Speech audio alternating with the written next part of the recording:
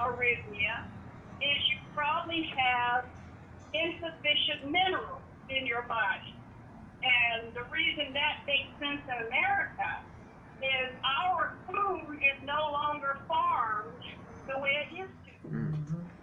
And that's why you hear so much about senior citizens, supplements, different kind of vitamins.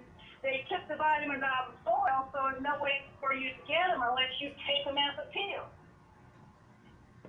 Or you can grow your own vegetables. Yeah. What would be, in terms of the arrhythmia, what would be a couple of minerals that would be missing? Calcium, manganese, magnesium, zinc. See, these are all the kind of, we call them cofactors, if you're talking biochemical terms, that help regulate how the muscles and nerves react. You don't have any reason to know this. It used to be in a neighborhood, in the black neighborhood in North Carolina, women would say, I got bad nerves. And when they say bad nerves, really, if you were to do a medical evaluation of their blood, they would generally be low in B vitamins like B6 and B12, and they're low in zinc. You know, a lot of us don't think about zinc, but zinc is a very powerful cofactor in the body. Zinc can let you heal faster after you've had surgery. Zinc can stop the influenza virus. I don't know if you knew that, but they actually make a lozenge where you can suck on it during flu season and prevent or minimize your chance of getting the flu. So we know a lot of minerals can do things like boost your immune system, help your heart function. But in America, we'll rather sell you a pill than you grow the crop where you should eat it in a meal. What's in horehound? I love the horehound is an immunity booster. I hate that candy. When I was little, there was a neighbor that, well, you know, this would help the wisdom table smile and nod at this. See, in my community, you didn't have any latchkey kids. If you went home and your house was dark and your mom wasn't there, you went up to Mrs. Rosemary's house. That's right. And everybody knew that. Every kid that couldn't get home for whatever reason went to Miss Rosemary. She was the neighborhood babysitter. I don't know how Miss Rosemary got paid. I don't know who paid her, but it was common knowledge. If Mama wasn't home, go to Miss Rosemary's house. Well, when we all assembled, she might have 6 or 7 kids. She'd set us on the floor and give us a piece of horehound candy. And the reason that I now know she did that is she was preventing germs from being spread. Horehound is a strong antibiotic type medication or herb, and when you make it into a hard candy, it can actually stop the spread of strep throat and other things that children with runny nose are likely to share. That's why I love Cracker Barrel.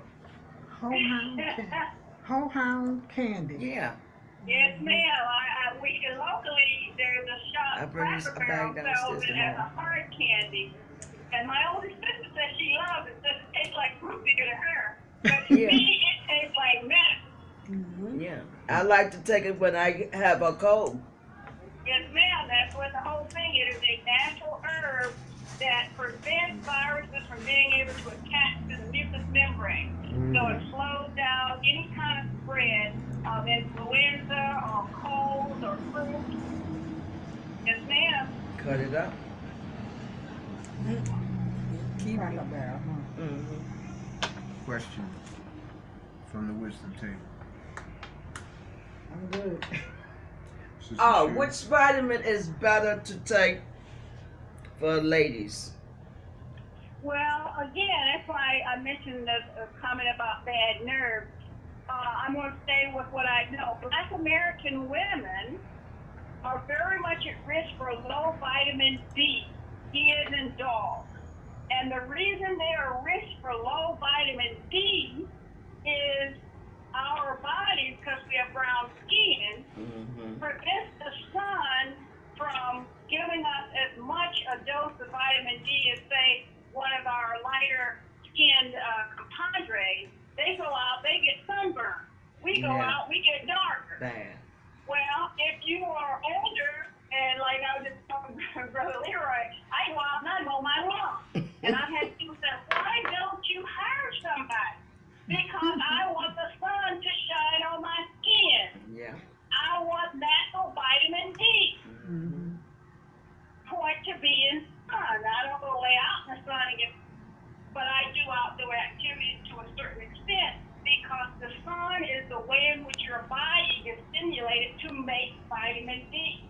So if you are an older person or you live in a community where you can't go outside much or you don't do much walking and your skin is not exposed to the sun, that means your is making very little vitamin D. If you've had many children or had multiple pregnancies, your body has used up your vitamin D store. How does it go up? If you are low in vitamin D, you will start to get weight and not understand it. You're tired when everybody else has energy. Skin will be dry. Some emotions can be very unstable. You get angry and think about it later and say, I should have done that. I didn't have it really be that bad. You might be short and thin, a relapse. So the funny thing. Powering off. Power off. Don't do that this week. What's going on with you? Powering on. Dr. Boles, Yes, sir. gout. Ah. Now let me explain something.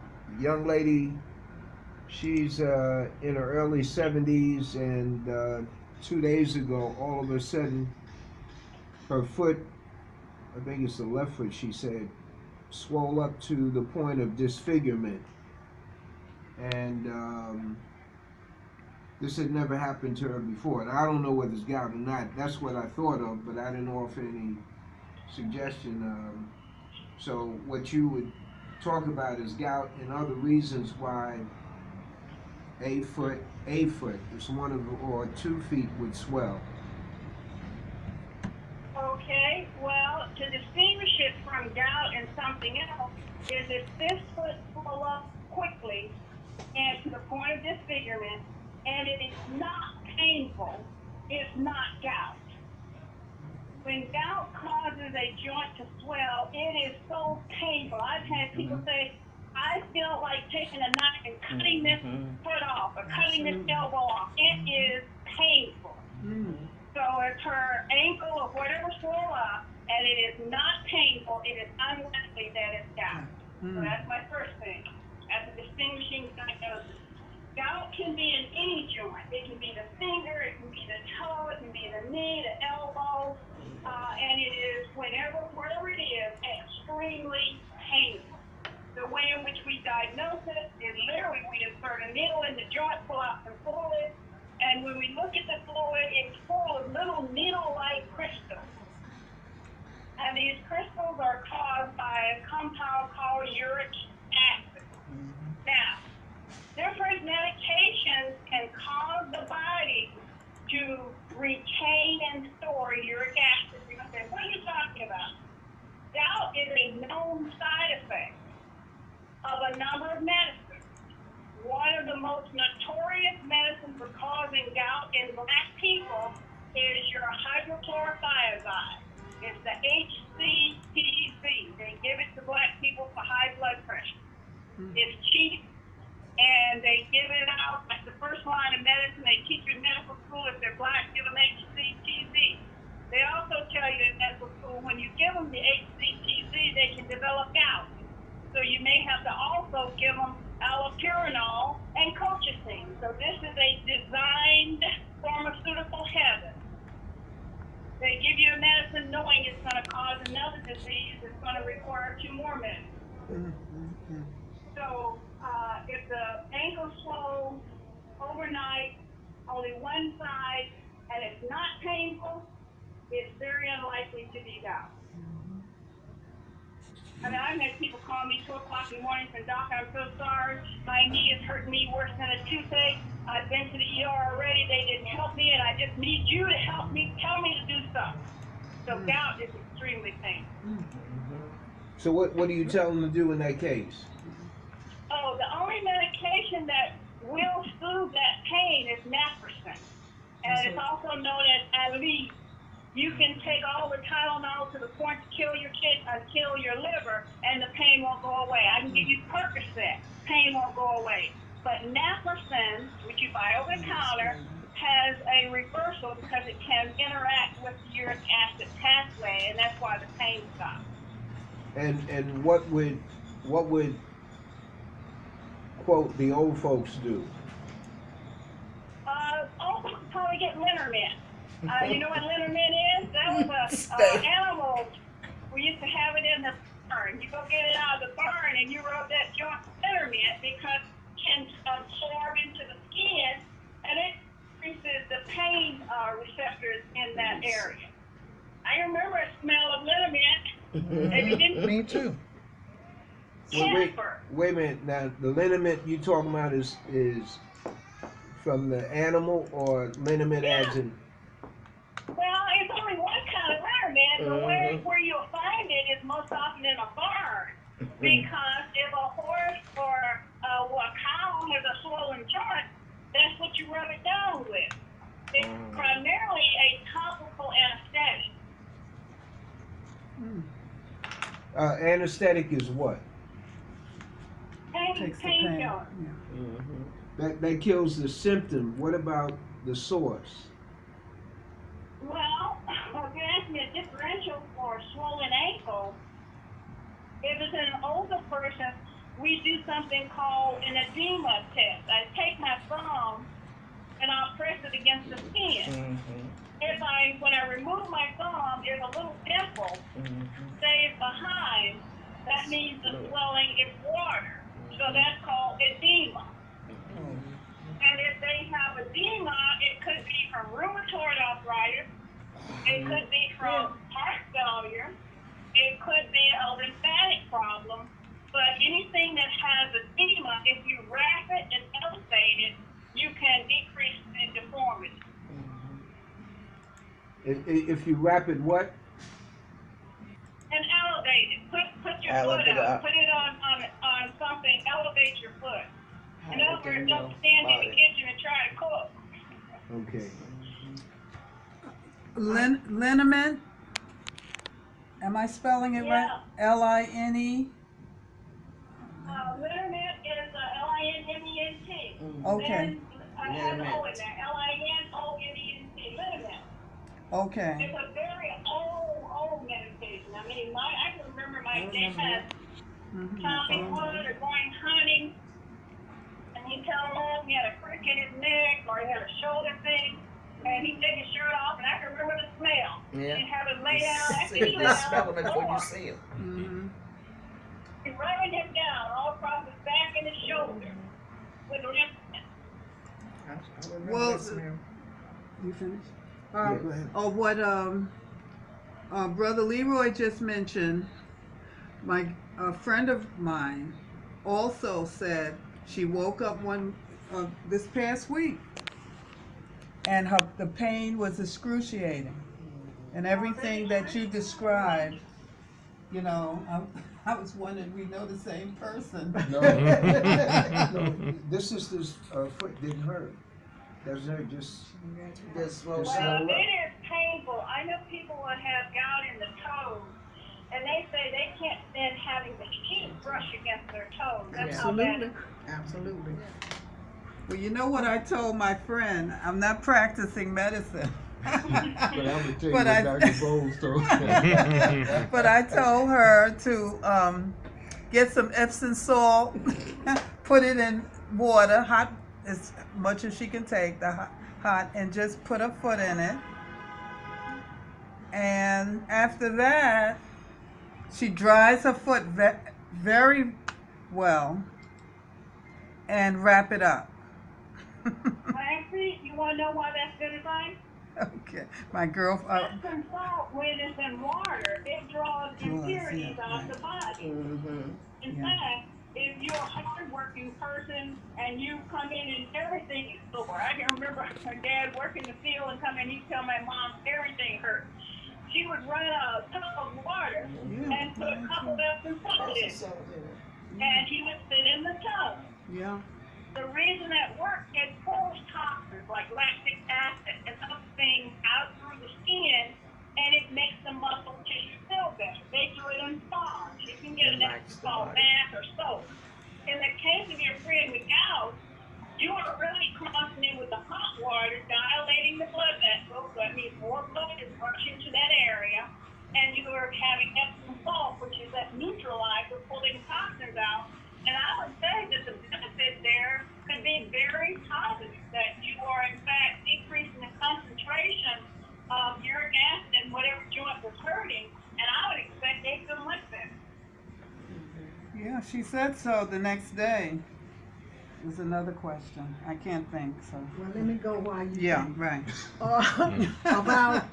About let's say 10 years ago, we were waiting for a cab or bus or something in the street, and it was really, really cold because it was in January. My foot was like, by the time I got home, my foot was numb. My toes was numb. Only one foot, the left foot. So I made coffee and tea, and I drank it that night before I went to bed. It got better. The next morning, my foot was hurting so bad I couldn't put no kind of pressure on it. It was hot like somebody had fire inside. And I'm saying, what in the name of Christ is wrong with my foot? So my friend said, you better go to the emergency room because you can't walk.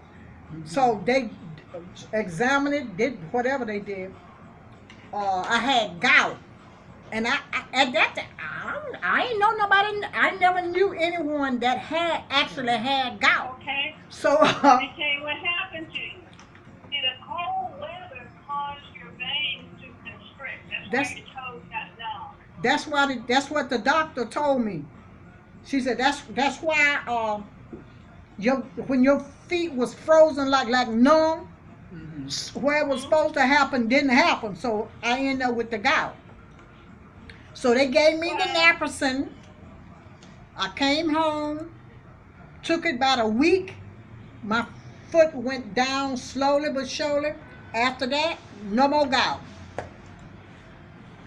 Well, what that's telling me is your foot got sufficiently cold. Yes. That the vessels constricted. And when it constricted, whatever amount of gout, we all have uric acid in our blood. That's a normal byproduct. When we eat steak or any kind of high protein food, we generate uric acid. And if your kidney is functioning properly, you just pee it out. It is no big deal. You just urinate and you get rid of uric acid. While some medications, like I mentioned, can affect how the kidney functions. And that's why you don't urinate your uric acid out as much as you would if you weren't on that medicine. So you end up with gout. In your case, blood circulation was so reduced in that area that the concentration of uric acid was able, kind of like you imagine water running down a stream and you partially block that stream. Anything that like mud or silt will build up right there where that block is. So what happened is the amount of uric acid that was in your blood would be concentrated right at the area where your foot was so cold. So by the time you warmed it back up, you had a high concentrated amount of uric acid in your blood, and that's how you saw it. Yes. Your foot swelled and hurt like everything. And he told me, the doctor told me, don't eat so much cheese and don't drink red wine. Okay, That's what he said. He's telling you to reduce the foods that we know can generate Right. uric acid. Absolutely. Absolutely.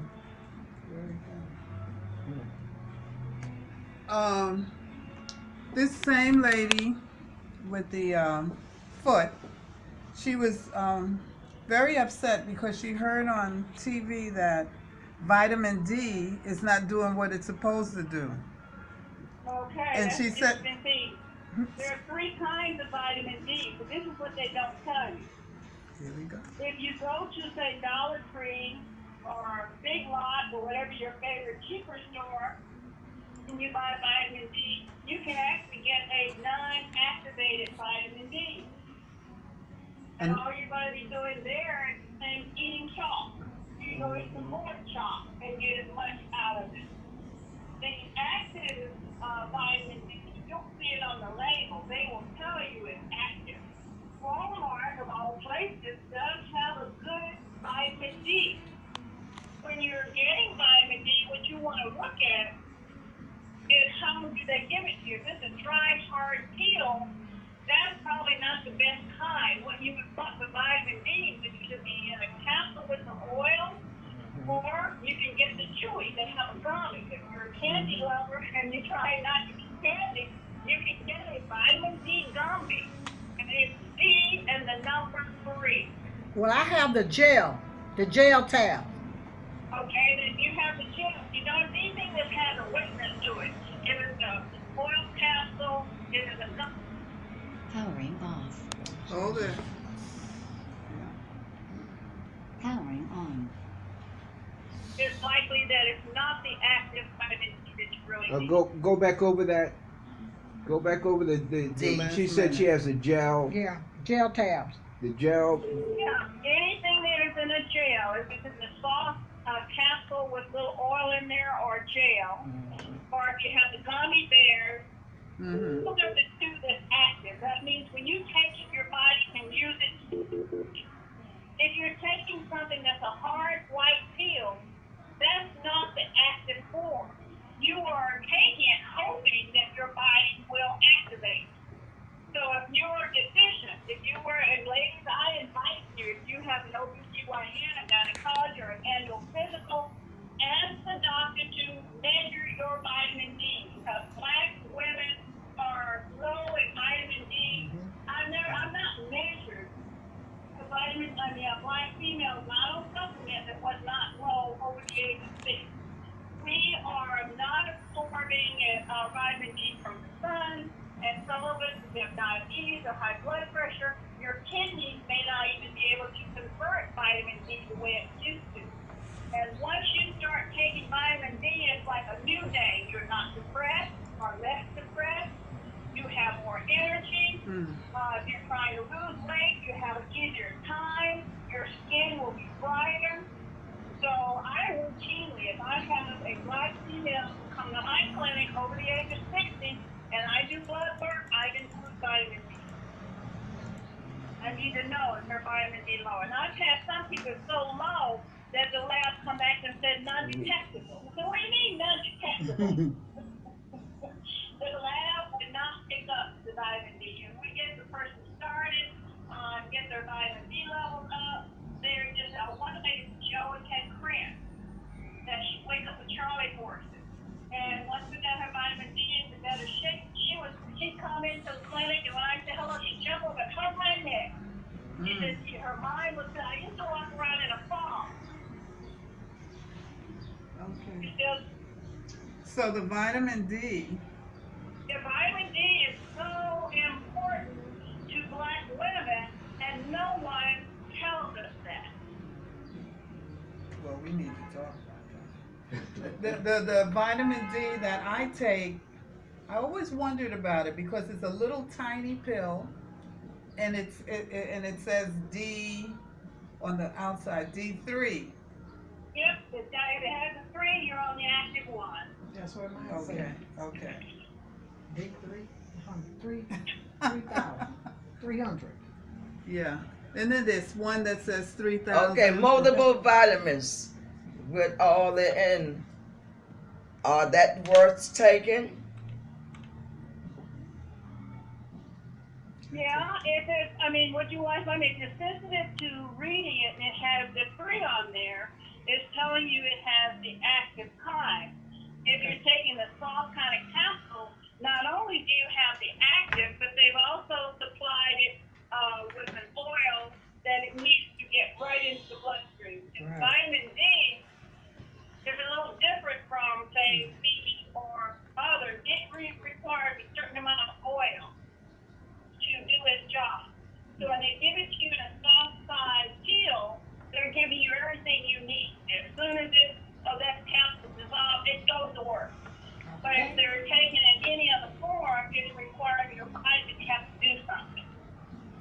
Now that's your answer to multivitamins? A Well, multivitamin. it depends on the type. The ones that have a good reputation, I think, like, was it Silver, Century Silver, they will list all the minerals and whatever. But they may be giving you vitamin D in another form. There's nothing wrong with getting it in another form, but you should understand that you're not going to get the same immediate effect. You may not get it built, your system won't absorb it as well. So yeah, multivitamins are good if you need them. Now the reason I phrase it like that, if you have any kind of kidney problem, and they tell you have renal insufficiency, or you've had blood pressure, high blood pressure for many years, or if you're diabetic, you want to talk to your doctor before you start taking a lot of vitamins, because it's in the kidney that those kinds of things are filtered. So you can't overwhelm your kidneys with taking too many of the wrong vitamins. What's primrose oil for? Well, if you were pregnant and you want to get that baby out of there, that's a safe way. You can either use the oil itself as a That's massage right. Taking that oil, around huh? the lower part of the belly. Shirley. I tell you, yeah. Did you get that? Hey, Trying to get rid of that baby out of that. it's like the Velva Boles. Trying to get rid of that baby. I asked the question, they could have answered it at the table. No, I They couldn't. did. Trying to get rid Laughing of that at Brother baby. Leroy. This is the second week in a row. I'm in the classroom of life. Okay. But I've never You heard no already primrose knew that. Yeah. Huh? The ladies already knew that. Wait. I have a fellow student who said she explained that primrose oil. Yeah, 'cause I never heard of it. Primrose oil. Trying to get rid of that baby. You Get gotta rid take, of it. you gotta write it down. Yeah, come out. You can't remember all of this. Write it. Can't take that oil Never and heard slide of it it. out. Cod liver oil. What is cod liver oil really good for? Oh, okay. Now, cod liver oil. See, before we were so fancy and started telling you about omega-3s and all these, they give you the detailed biochemistry of the oil that you are taking. We used to simply get cod is a fish. Y'all know that. COD. And they literally take the liver from that fish and get the oil out of the liver. So cod liver oil is a natural vitamin supplement, and it supplies the omega-3s, the omega-6s, all of the stuff you would take an arm and a leg in your GNC, you can get in cod liver oil. It's literally oil from the liver of a fish, and it contains fatty acids that help us have better skin. It decreases bad cholesterol in the body. If you have a little skinny kid, we always thought of the little skinny boy that everybody else growing up, and he's staying little. Grandma or mama would start supplementing him with cod liver oil. That was usually for that sickly asthmatic child or a child that was not growing like everybody else. So it's a natural organic supplement. Would you suggest taking that regularly, or cod liver oil? Yeah, I mean, the only reason I think it fell out of favor is it tastes terrible. It does. When you take cod liver oil, you taste it Yeah. fish. But hey, as far as the nutrient goes, if you take it, your cholesterol will be better, your skin will be less thin and fragile, your joints will be better. Yes, ma'am, it's a good supplement. Yeah. I had to take it growing up as a teenager, and those were the biggest fights, because when you belch, Go ahead. it was horrible. So I found out from somewhere that instead of just taking the cod liver oil, take the cod liver, the pill or capsule. I takes it every morning. Okay. The pill. The pill or the capsule. The capsule, little Yeah. gel capsule. I always warn you that when you go from Mother Nature, which is the real oil, and put it into something that's clean and smells good, that means somebody has modified. Okay. So you're going to lose something in that transition. Now, certainly, you don't lose that awful taste, Yeah. and what else? You have to do one or the other. Take the taste or take the pain. Well, you could take. I used to take it and immediately take an orange. Well, so then we had all kind of little things. Ways, yeah. You know what a kumquat is? How many of you know what a kumquat is? Yeah, the I've heard small of it. oranges. Oh, they. It's a tiny little orange Yeah, the small. size of a great tomato. Yeah. Yeah. Well, that used to be what you bite into right after you took something you didn't like. I mean, if we took castor oil, you bite into a kumquat, you bite into an orange. You make sure that you clear your taste in your mouth immediately so you forget how bad it tastes. Right. Well, my parents didn't care. You didn't take it out of that spoon. You took it out of your breakfast. I know once I sprained my ankle at about 19, and the pain still comes back to me. But my grandmother told me at that time to get some brown vinegar and get a brown paper bag and sop it up, sop the bag, make the bag in strips, tear them in strips, put them in the vinegar, and then just lay it on where it was hurting. Yeah, draw the pain. Draw the pain. And Okay? as a You know what? yeah. Your grandmother was saving you some money because right now, I don't know if you know about it, they have something called detoxification pads. You can literally buy, it looks like a little tea bag. But what they tell you is tape it to the bottom of your foot. And you wear it for 18 hours or 16 hours, and then when you take it off, it's all black. What your grandmother told you is exactly that same therapy. You are pulling out whatever toxin using acid, which vinegar is, and a brown paper bag is considered a neutral material. And in the hospitals, we use gauze, the white gauze. But in naturopathic medicine, they often wrap things in a brown paper bag. So grandmother was giving you a treatment that they now spend $25 to get the detoxifying pad. Detoxifying pad, Yep. I actually ordered some to see what they were talking about, and they have a winter mint smell, which is a nice fresh smell, and the patch looks like a tea bag, and is attached to this adhesive material, and they tell you tape this to the bottom of your foot and leave it on overnight. And the next morning, if you had toxins removed, this pad will be black. Wow. So what you were told to do is just what we call traditional folk medicine. They knew that by putting something acid close to the body, it could draw out toxins. Okay.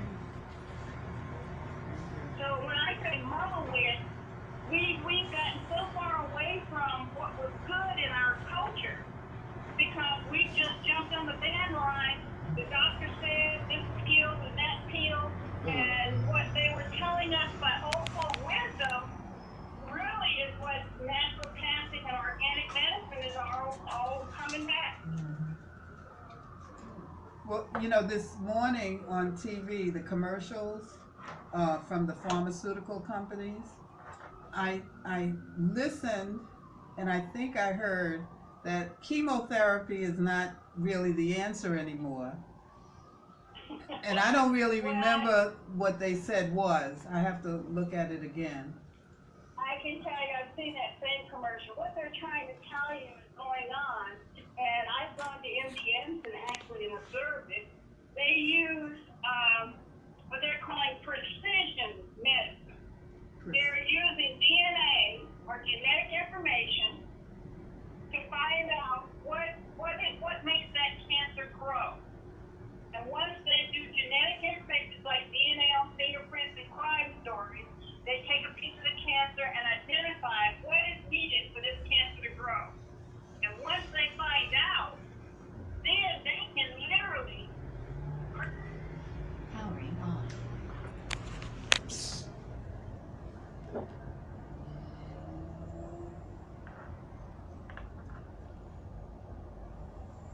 Dr. Boles? Dr. Boles? yes, I'm still here. No, go back to once they find out the DNA, that piece that makes the cancer grow Okay. per that person. DNA. Okay, they get a piece of the cancer. Mm-hmm. And they identify everything this cancer needs to grow. Mm-hmm. And once they find out, they can then design a medicine that will stop whatever that needed growth compound is. If it needs more methionine or if it needs more whatever, they will design a medicine to stop that thing, the needed compound from getting to the cancer. And consequently, the cancer stops growing. Mm-hmm. And that's called precision, where they target the cancer. And when people lose their hair, they're still like seeing, because the myth is precisely. No. You're going, Doc. You're going in and out now. So just repeat that piece.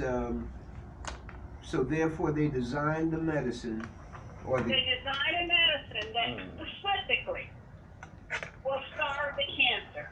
If it, let's just for example say cancer needs zinc, they can design a medicine and send it to the cancer site and not allow the cancer to absorb zinc. And if anything else, if you don't feed it, it can't grow. Now, all cancers do not lend itself for precision medicine because if the cancer requires iron and you require iron, we can't stop iron flow because we kill you along with the cancer. So they have to find something unique, something that cancer requires that we don't ordinarily require, and you can go about your business and not even look like you're sick, don't feel like you're sick, because this precision medicine is specifically starving the cancer. that's the theory. What's the effects of this thing? Well, if it's precision medicine, okay, here's where you're on to medicine and Western side. What they have to do for precision medicine is they design the treatment. And usually, in the cases I'm familiar with, the treatment requires you using a virus to go and seek out the cancer. Now, the question I asked when I was on the committee is, once the cancer kills, what happens to the virus? Does it just self-destruct? Or will this virus do something else? And the answer is, we don't know. That's right. So if I get a cancer and they give me a medication that involves the virus, and it kills that cancer cell, they don't know what the virus is going to do after that.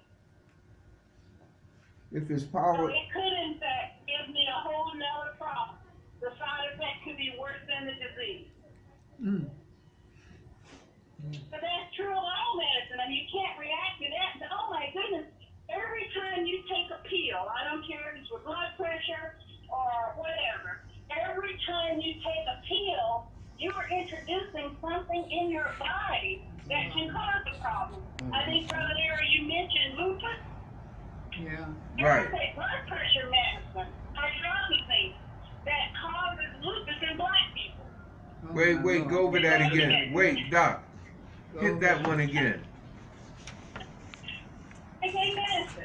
It's called hydrazine. H-Y-3-L-A-Z-I-N-E, hydrazine.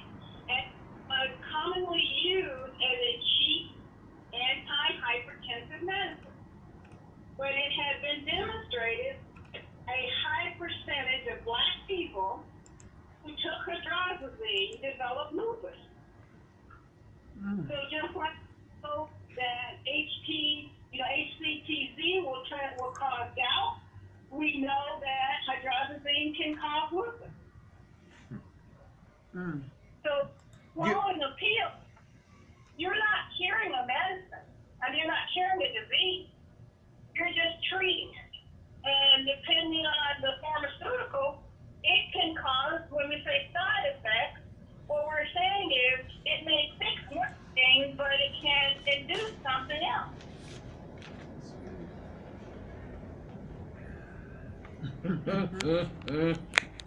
That's the nature of Western medicine. What's your time, Stu? We got 5 minutes. What? Just hit these quickly. Prostate. What they have told us about getting prostate exams, and what is known today about those exams. Okay. See, that's one of my very sensitive talks. No pun intended. The black men in America have been mistreated with prostate exams for so many years. See, the type of prostate cancer that you get can be different. There are 3 different shapes inside the prostate. We talk about anterior lobe, posterior lobe. In the posterior lobe, that's when they have you bend over the table, put the finger up there, and they pan around. If you have a posterior lobe tumor or any kind of defect, you can feel it. So 78% or 80% of all black men that had anterior lobe prostate cancer, which means when they are up there filling around in the rectum, they can't feel it.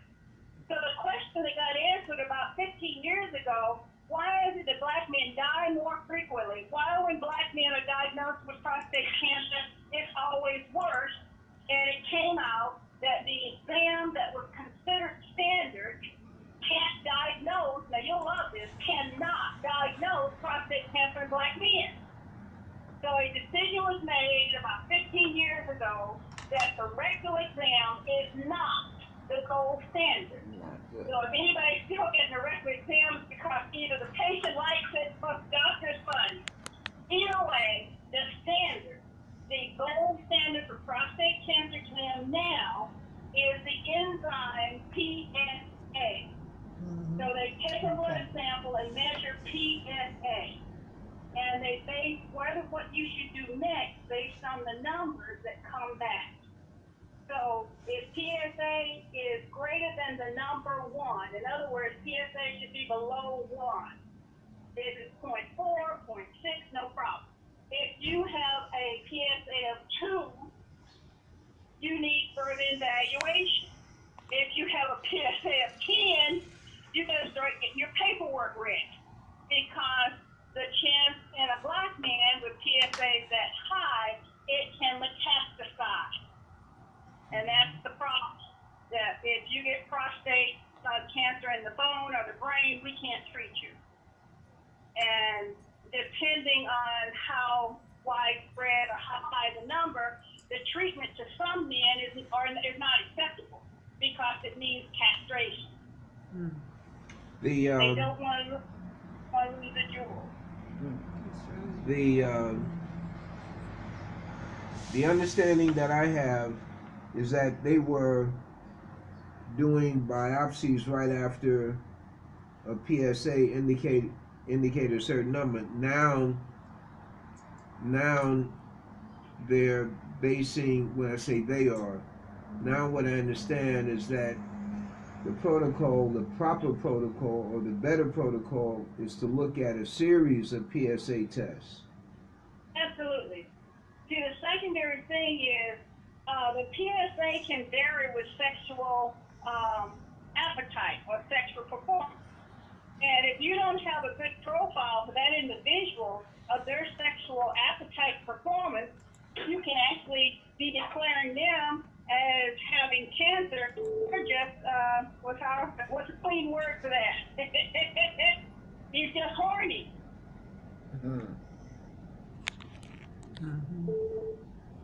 So if you have someone with high appetite for sex, and you are trying to determine whether or not they have a thick prostate, you better take multiple reads to see what is his normal. You can't go to a textbook and say, oh, he's 46 and his PSA is this, therefore, because being 46 might mean one thing in one man, and if he has a certain kind of a sexual appetite, it may mean something else in another man.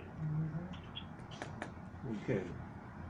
Any last questions, observations? Well, Need her she back, needs to that's come back. We need her back here again. They said when can they make another appointment? They're ready to come and talk about it one-on-one, huh? Yes, yes. They say.